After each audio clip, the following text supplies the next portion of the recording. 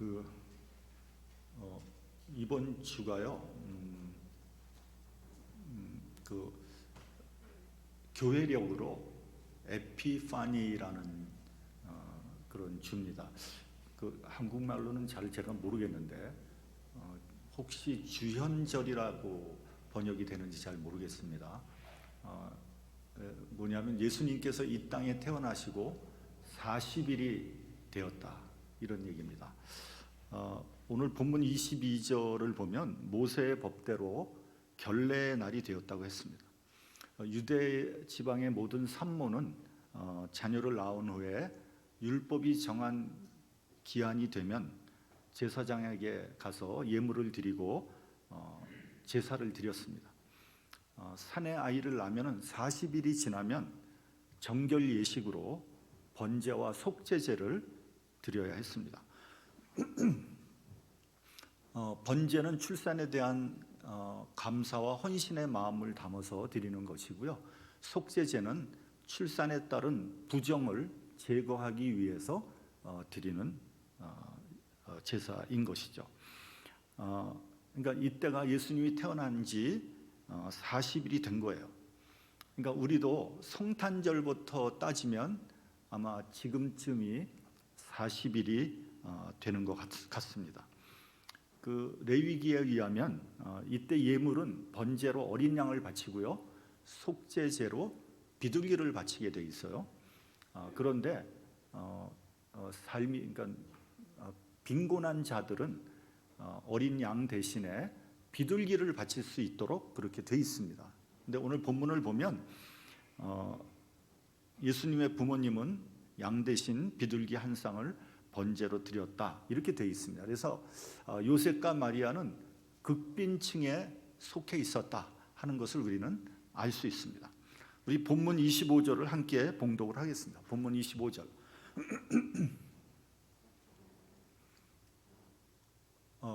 안 돼요? 예. 본문 25절 우리 성경책을 좀 꺼내서 읽어 보시길 바랍니다. 본문 25절. 자, 시작. 예루살렘에 시므온이라 하는 사람이 있으니 이 사람이 의롭고 경건하여 이스라엘의 위로를 기다리는 자라. 성령이 그 위에 계시더라. 오늘 이 본문과는 조금 좀 결이 다른 이야기인데 저는 여기서 기독교 신앙의 특징을 한 3가지 정도 여러분들과 함께 나누고 싶습니다. 좀 약간 지루한 얘기인데 그래도 좀 잘 들어보시기 바랍니다.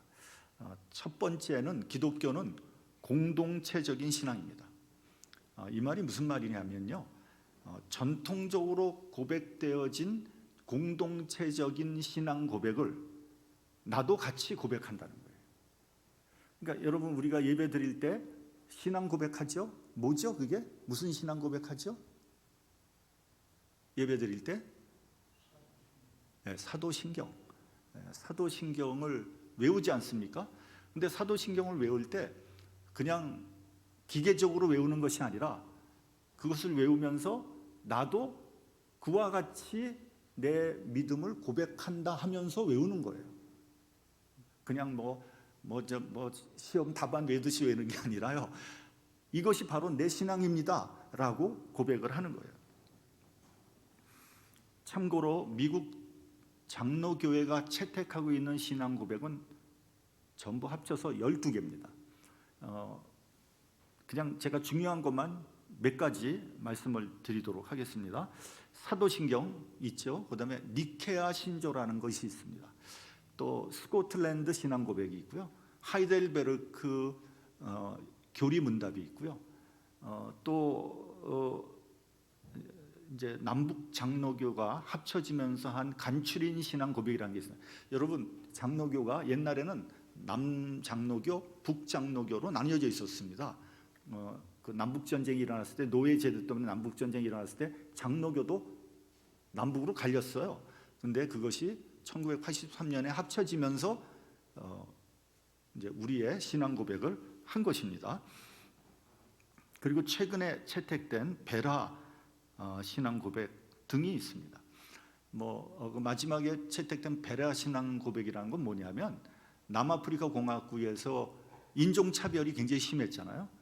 아파르타이드라고 그렇게 얘기하는데 그 인종 차별에 대해서 우리는 신앙인으로서 이 차별을 어떻게 신앙적으로 대처할 것인가에 대한 우리의 신앙 고백이 되는 겁니다. 이렇게 다양한 신앙 고백을 가지고 있다는 것은 미국 장로교회가 2000년의 기독교의 전 역사에 걸쳐서 고백한 신앙 고백을 이어받고 있다는 것을 우리에게 알려주고 있는 거고요. 교회는 역사 속에서 세워졌기 때문에 각 시대의 그 고난과 아픔, 그리고 불의와 부정, 혹은 교회가 위기에 처했을 때 우린 어떤 신앙을 지킬 것인가를 성경에 의거해서 고백한 겁니다. 우리 미국 장로교회는 헌법이 있습니다. 헌법이 두 개로 나뉘어져 있는데 첫째는 일부는 바로 신앙 고백서예요. 또 Book of Confession입니다. 그리고 2부가 규례서라는 겁니다.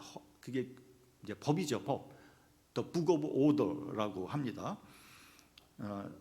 그래서 기독교는 첫 번째 공동체적인 신앙이다 하는 겁니다. 두 번째는 기독교는 순교적인 신앙입니다.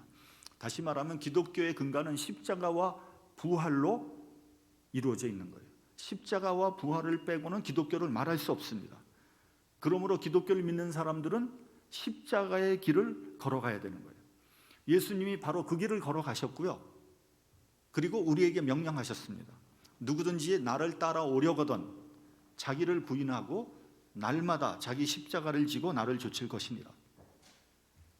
그렇기 때문에 주님의 제자가 되려는 자는, 주님의 자녀라면 누구든지 여기서 예외는 없습니다. 자기를 부인하고 십자가를 져야 되는 거예요.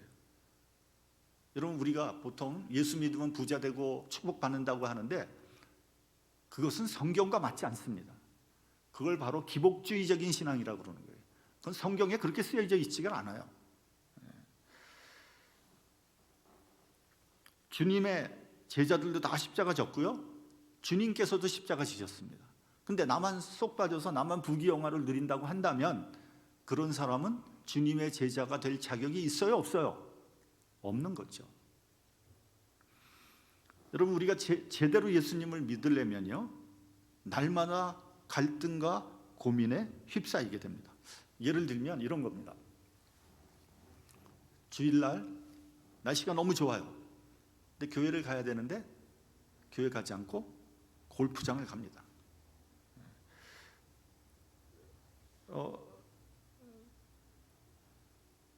주일날 골프장 갈 것인가? 아니면 교회 가서 따분한 목사의 설교를 들을 것인가?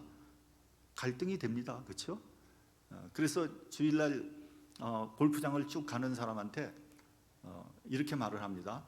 주일날은 골프장 가지 말고 교회 나와서 예배 드리십시오.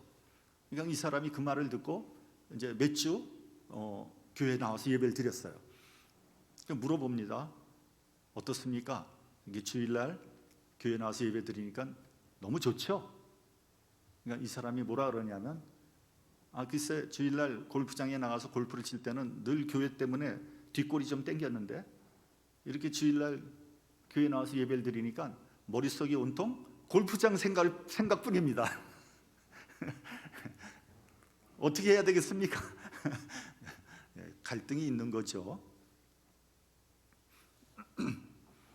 진짜 친한 친구가 우리 술 한잔 합시다.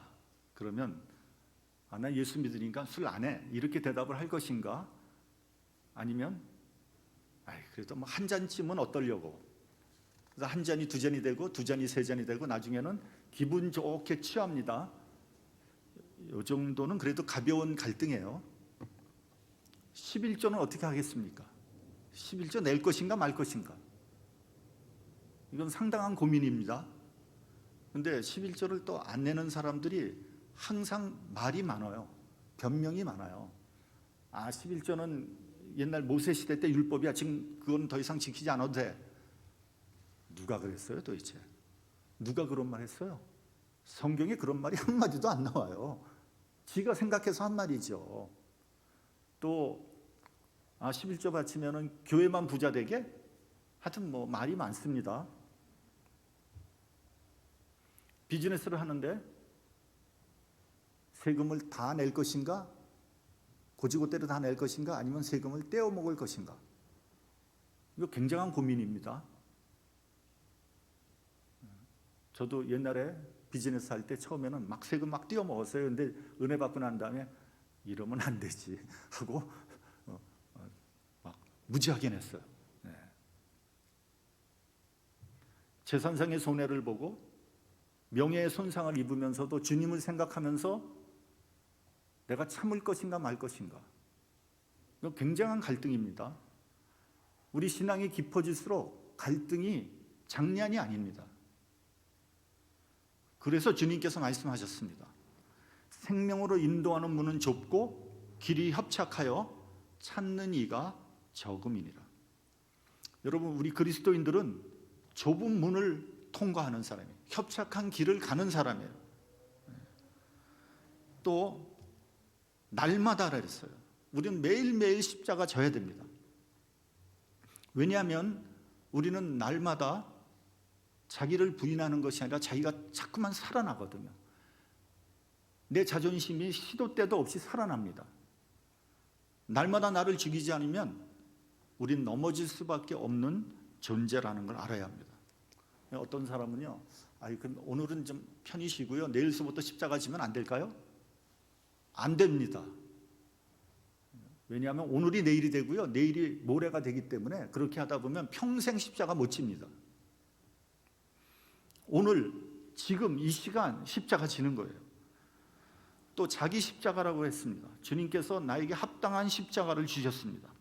내 믿음의 분량에 맞는 십자가를 지는 겁니다. 교회는요, 예수님의 부활로부터 시작된 겁니다. 예수님의 부활이 없었다면 기독교는 없을 거예요. 생겨나지 않았을 겁니다.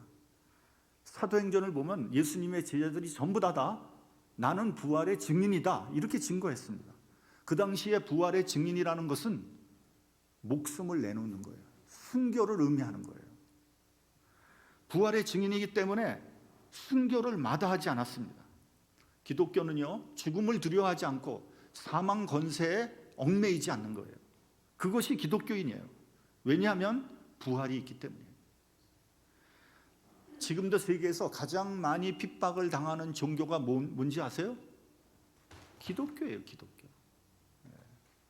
오픈도어라는 선교단체에서 발표한 자료에 의하면 2022년 작년에 기독교를 믿는 것 때문에 핍박을 받는 사람이 전 세계에 3억 6천만 명이라는 거예요. 3억 6천만 명이 예수 믿는 것 때문에 핍박을 받고 있다는 거예요. 그리고 작년에 순교한 사람이 약 5,900여 명. 여러분, 이 세상의 모든 종교 가운데 1년에 5,900명이 순교하는 종교는 기독교 외에는 없습니다. 단연코 없습니다. 그러니까 기독교를 믿으면 축복받고 부자 되는 것이 아니라 핍박받고 순교할 수 있다는 말이 더 맞는 말이죠. 그럼에도 불구하고 우리가 예수를 믿는 것은 예수 안에 생명이 있고 부활이 있기 때문이에요. 셋째는요, 오늘 본문 말씀하고 바로 연결되는 말씀인데, 셋째는 기독교는 기다림의 신앙이에요. 기다리는 거예요. 근데 여기서 우리가 기다리는 것을 단순한 감상이나 기대가 아니에요. 주관적인 감정이나 허황된 꿈도 아닙니다. 우리는 영원한 생명과 미래를 바라보고 있는 거예요. 그래서 기독교는 소망적이고 미래적인 종교예요. 우리가 예수를 믿으면서 소망을 가지고 있어야 돼요. 우리는 미래를 바라봐야 되는 사람들이에요. 현실이 아무리 각박하고 고통스럽더라도 우리 믿는 자들에게는 소망이 있어야 되는 거예요. 왜냐하면 현실이 다가 아니니까. 우리는 미래를 기다리는 사람들이니까. 사람들은 종말이라고 하면 두려워합니다. 요한계시록을 읽으면서 두려워합니다. 그러나 계시록은요, 우리에게 두려움을 주려고 주신 책이 아니에요. 오히려 믿는 자들은 영원한 소망을 주시려고 주신 말씀이에요. 우리 속담에요, 개똥밭을 굴러도 이승이 저승보다 낫다, 이런 말이 있어요. 이 말은 아마 죽음의 두려움 때문에 생겨난 말일 거예요. 사람은 누구나 죽기 싫어합니다. 연세 드신 분들이 늙으면 죽어야지, 100% 거짓말이에요. 그 죽고 싶지 않다는 말을 그렇게 한 거예요. 성경은요, 분명히 천국을 약속하고 있습니다. 계시록을 보면 그곳은 더 이상 눈물이나 사망이 없고 애통하는 것이나 곡하는 것이나 아픈 것이 없다고 했습니다. 하나님의 나라에 대해서 기대와 소망을 가지고 기다리는 사람이 그리스도인이에요. 성경의 마지막이 어떻게 쓰여져 있는지 아십니까? 성경 마지막, 아멘 주 예수여 오시옵소서. 헬라어로는 마라나타. 초대교회 성도들이 인사할 때도 항상 마라나타 했습니다. 이 말은 무슨 말입니까? 소망을 가지고 있다는 거죠. 미래적인 어떤 종말에 대한 소망을 가지고 있다는 거 아닙니까? 기독교의 기다림은 세 가지에 근거하고 있습니다. 첫째는 성경적인 사실에 근거하고 있습니다. 성경적인 기록은 역사적이고 사실적입니다. 성경에 나오는 모든 사건은 역사적인 사실입니다. 허황한 꿈이나 신화적인 이야기가 아니에요. 많은 사람들이 성경의 이야기를 신화라고 생각하는 사람들이 있어요. 그러한 이 성경의 사건들이 고고학적인 발견과 과학적인 연구에 의해서 사실이라고 증명되고 있습니다. 예를 들면 노아의 홍수나 혹은 바벨탑 사건, 옛날에 다 그 신화라고 생각했거든요. 근데 과학적인 연구에 의해서 노아의 홍수는 있었다. 전 지구상에 엄청난 홍수가 있었다는 게 과학적으로 증명되지 않습니까? 그리고 바벨탑, 고고학적인 발견에 의해서 바벨탑이 있었다는 것이 증명되고 있지 않습니까? 여리고성이 무너진 것도 전의 사람들은 다 신화라고 생각했거든요. 근데 고고학적인 발굴에 의해서 여리고성이 발굴되고 있어요. 둘째는 약속에 근거하고 있습니다. 이 약속은 어떤 개인적인 약속이나 어떤 주관적인 욕망이나 기대에 의거한 것이 아니라 객관적인 약속, 하나님의 약속에 의거하고 있습니다. 우리는 하나님의 약속에 의거해서 믿으며 기다리는 거예요. 하나님께서 아브라함에게 약속하셨고요, 모세에게 약속하셨고요, 다윗에게 약속하셨습니다. 이는 전능하신 하나님의 약속이에요. 그들은 그 약속을 믿으며 기다렸어요. 따라서 우리도 하나님의 약속을 믿고 기다리는 거예요. 세 번째, 그 약속이 성취되었다는 거예요. 약속은 미래적인 것이지만 반드시 성취되었고 또 앞으로도 성취될 겁니다. 구체적으로 역사 속에서 또한 지금의 우리의 삶 속에서 성취되고 있습니다. 그렇기 때문에 우리는 어떤 막연한 것을 믿는 것이 아니라 확실하고 구체적인 체험에 근거해서 약속을 믿는 거예요. 오늘 본문 중에서 두 부분을 눈여겨봐야 합니다. 첫째는 아까 우리가 읽은 25절에 나오는 위로를 기다리는 자라는 것이고, 둘째는 30절에 나오는 주의 구원을 보았다라는 것입니다. 그러니까 합하면 무슨 말이냐? 기다렸는데 보았다는 겁니다. 기다림은 미래적인 것이고 소망적인 것이라면 보았다는 현실적이고 현재적인 것입니다. 이루어졌다는 거예요. 하나님 말씀이 성취된 겁니다. 시므온이라는 사람은 평생 하나님의 약속을 기다렸어요. 본문 26절을 보면 저가 그리스도를 보기 전에 죽지 아니할 것이라는 성령의 지시를 받았다고 했습니다. 그런데 이 약속이 그의 생전에 성취됨으로써 그는 행복의 극치를 맛보게 된 겁니다. 더 나아가서 그가 보았다는 현재적인 상황 속에서 또다시 미래적인 약속이 포함되어 있는 거예요. 다시 말하면 예수께서 이 땅에 오셨다는 그 현재적인 성취 속에는 뭐가 있냐면 예수님께서 다시 이 땅에 오신다는 미래적인 약속이 포함되어 있다는 것을 의미하는 거예요. 시므온은요 아기 예수를 품에 안고 하나님을 찬양합니다. 동시에 아기 예수 안에 감추어진 이스라엘의 구원과 이방에 비추는 빛을 봤다, 이렇게 되어 있습니다. 미래를 바라보고 소망을 갖는 거예요. 본문 29절을 보면요, 이제는 말씀하신 대로 종을 평안히 놓아주시는 도다라고 했습니다. 그러니까 다시 말하면 지금까지 살아 있어야 할 이유가 이루어진 거예요. 이제는 죽어도 여한이 없다는 겁니다. 안심하고 죽을 수 있다는 거예요. 여러분, 우리가 살아야 할 이유가 무엇입니까? 여러분, 내가 살아야 할 이유는 뭡니까? 나는 왜 사는 겁니까? 그냥 이 질긴 목숨이 붙어 있어가지고 살아있는 겁니까? 아니면 나 그런 거 복잡한 건 그냥 사는 거예요, 이런 겁니까? 아무런 목적도 없습니까? 너무 비참하잖아요. 사람은요, 모름지기 살아야 할 이유가 있어야 되는 거예요. 내가 왜 사는지 그 이유가 있어야 될 거 아닙니까? 가끔 연세 많으신 분이 이렇게 말합니다. 목사님, 제가 뭐 교회에 무슨 유익이 되겠습니까? 짐만 되죠. 아니요, 천만의 말씀이요. 저는 어르신들이 교회에 나오는 것만 해도 감사하고 존경스럽습니다. 어르신들은요, 교회를 지키는 울타리라는 것을 알아야 합니다. 젊은이들이 많으면 활력이 있죠. 그러나 쉽게 흩어지고 무너집니다. 교회를 지키는 사람들은 연세 드신 분들이에요. 그래서 교회가 바람직한 교회는 연세 드신 사람, 젊은 사람들이 조화롭게 구성되어 있어야지 바람직한 교회가 되는 거죠. 가정에서도 어른들이 가정을 지키는 울타리입니다. 그리고 또 그 어른들이 교회를 위해서 또 목사를 위해서 기도하지 않습니까? 솔직히 젊은이들은 그런 기도 잘 안 하거든요. 자기 앞가림 하기가 바쁜 거예요. 자기 자식들 돌보기도 바쁜 거예요.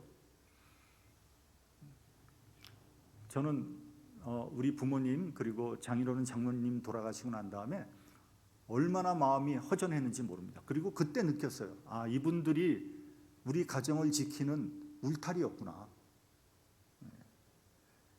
그러므로 어른들은 되도록 오래 살아야 됩니다. 끝까지 살아야 돼요. 악착같이 살아야 돼요. 그래야지 교회를 위해서 또 자녀를 위해서 목회자를 위해서 기도할 거 아닙니까? 그것이 이 세상을 살아야 하는 이유입니다. 오늘 본문을 보면 시므온이라는 사람은 의롭고 경건하여 이스라엘의 위로를 기다리는 사람이라고 했습니다. 그 당시 이스라엘은 로마의 식민지였습니다. 그래서 정치적으로, 경제적으로, 종교적으로 가난했고 환란이 있었고 고난이 있었고 시련이 있었어요. 그런 가운데서 위로와 자유와 기적이 나타나기를 간절히 바라고 있었던 거죠. 특별히 메시아가 나타나기를 손꼽아 기다렸습니다. 그런데 여러분, 기다린다고 해서 다 볼 수 있는 축복이 있는 건 아니에요. 오직 시므온에게 이러한 축복이 주어진 것은 그가 의롭고 경건했기 때문이죠. 하나님은 의롭고 경건한 사람을 찾고 계십니다. 여러분, 성경을 보면 요셉은 의인이라고 되어 있습니다. 그래서 요셉은 마리아를 지켜줬고요, 또 예수님의 육신의 아버지가 될 수 있었던 거예요.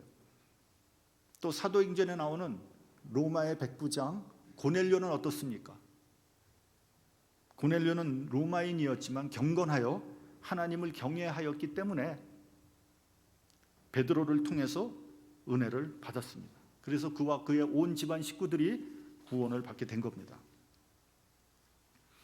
그러니까 신앙생활을 한마디로 요약을 하면 어떤 단어로 요약할 수 있느냐? 경건이에요, 경건. 신앙생활은 한마디로 경건입니다. 그리고 신앙생활과 사회생활을 연결하는 고리는 의입니다. 의. 그래서 신앙생활 잘하는 사람들이 의인이어야 돼요. 그래야지 사회에서 아, 저 사람 훌륭한 사람이다, 정말 믿음이 좋은 사람이야, 이렇게 될 거 아닙니까? 신앙생활 잘하는데 의인이 아니라 맨 엉뚱한 짓이나 하고 돌아다니고 죄나 짓고 돌아다닌다면 어떻게 신앙생활과 사회생활이 연결될 수 있겠습니까? 따라서 하나님께서 원하시는 사람은 경건하고 의로운 사람이에요. 시므온은 경건하고 의로운 사람이었기 때문에 하나님의 위로를 기다렸다는 거죠. 본문 27절을 보면 성령의 감동으로 성전에 들어가서 이 아기 예수를 보게 되었다고 했습니다. 시므온은 또한 성령의 인도를 받는 사람이었어요. 요한복음 14장에 보면 보혜사 성령이 오시면 모든 것을 가르치시고 모든 것을 기억나게 한다고 했습니다.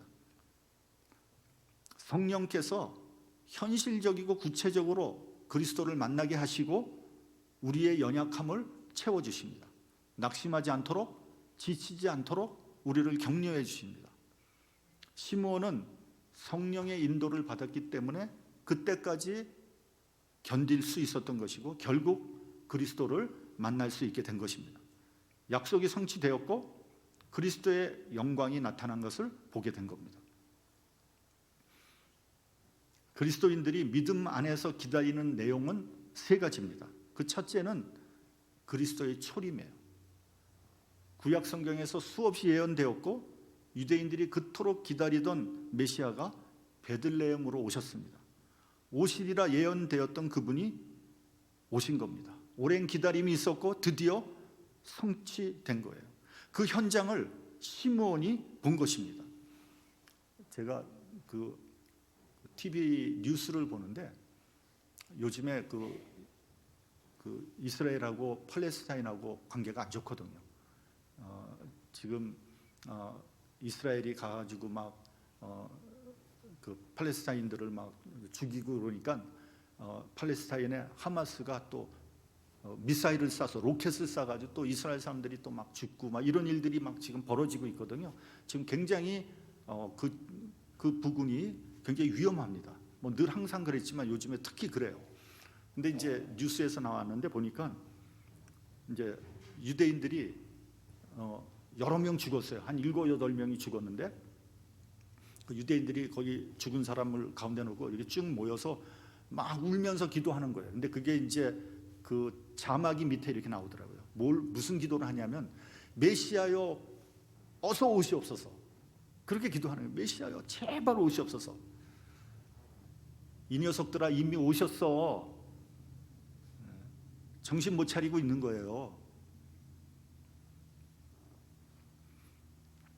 우리가 기다리는 건 예수 그리스도의 초림입니다. 두 번째는 예수 그리스도의 재림을 기다리고 있는 거예요.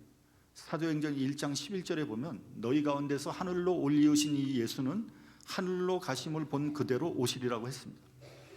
여러분 초대교회의 신앙의 중심에는 그리스도의 재림을 기다리는 믿음이 있었어요.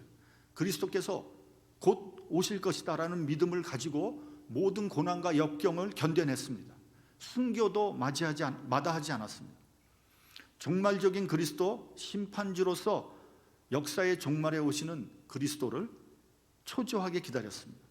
그런데 이러한 사상은 이렇게 재림 예수를 기다리는 사상은 오늘도 기독교 신앙의 중요한 내용을 이루고 있죠.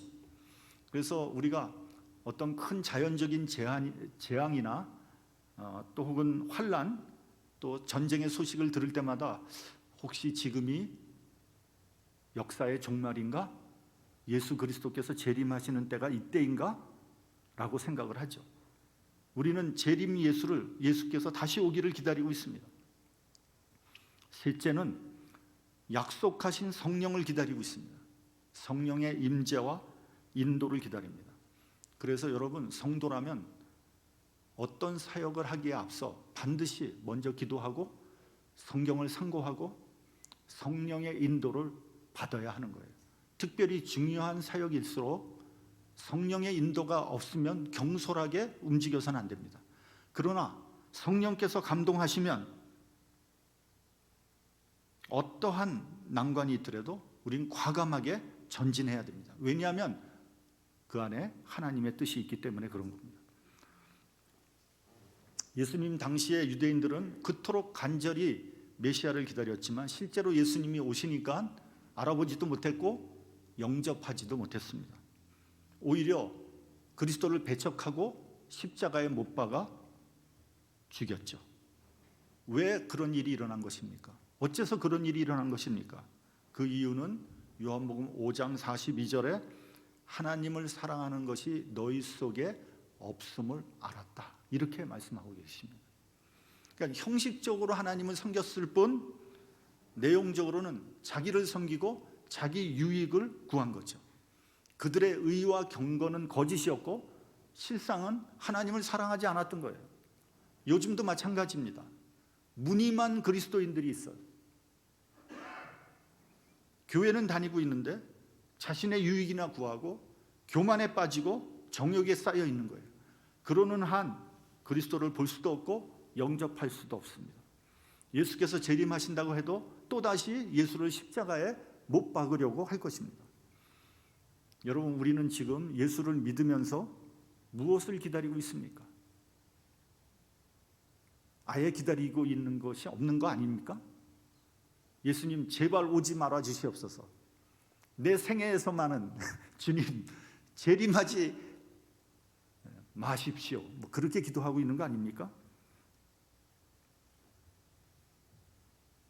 성령께서 임하기를 기다리고 있습니까?